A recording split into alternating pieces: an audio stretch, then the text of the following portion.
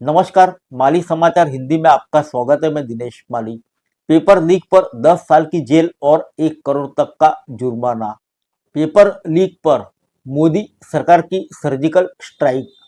Paper leak और नकल रोकने के लिए केंद्र सरकार कानून में बदलाव की तैयारी कर रही है। नए विधेयक में फास्ट ट्रैक कोर्ट द्वारा दोषियों के लिए सख्त सजा का प्रावधान किया जा सकता है। जानिए मोदी सरकार के प्रस्तावित कानून में क्या बदलाव होंगे, कैबिनेट में किन मुद्दों पर चर्चा होगी और नीट पेपर लीक मामले को लेकर सरकार ने अब तक क्या-क्या कदम उठाए। आइए जानते हैं विस्तार से। केंद्र सरकार ने पेपर लीक और सरकारी परीक्षाओं में नकल रोकने वाले कानून में बदलाव करने की तैयारी कर ली है। इसके तहत पेपर लीक से जुड़े मामले जल्द ही सुनवाई के लिए फास्ट ट्रैक कोर्ट का प्रावधान किया जाएगा। सूत्रों ने बताया कि प्रस्तावित बदलाव में दोषियों को जेल की सजा बढ़ाई जा सके और अधिकतम 10 साल की सजा का प्रावधान है। आइए जानते हैं किन किन कानून में किए जाएंगे बदलाव।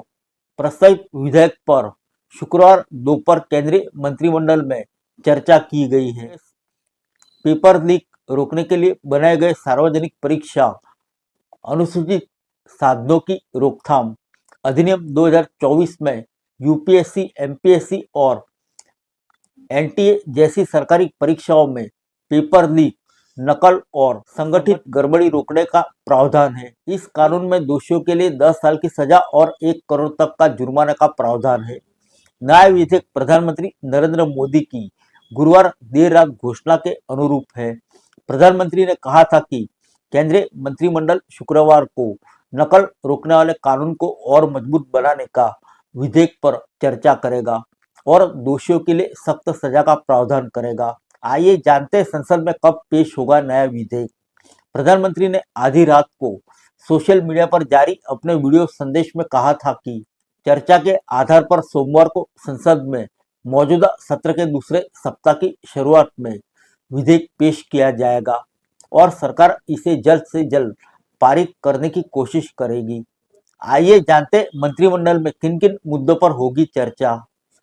मोदी ने कहा, फास्ट ट्रैक कोर्ट और सख्त सजा के मुद्दे पर कल मंत्रिमंडल में चर्चा होगी और चर्चा के बाद इसे अंतिम रूप दिया जाएगा।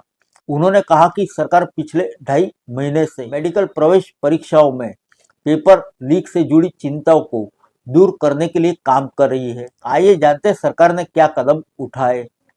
प्रधानमंत्री ने कहा कि अब तक सरकार का मुख्य ध्यान यह सुनिश्चित करने पर रहा है कि छात्रों का एक साल खराब न हो।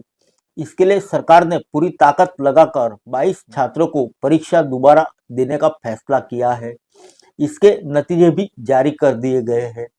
प्रधानमंत्री का यह वीडियो संदेश उस समय आया जब सरकार ने नीट पेपर लीक के लेकर जारी विरोध प्रदर्शन के बीच शिक्षा सचिव को बदल दिया था।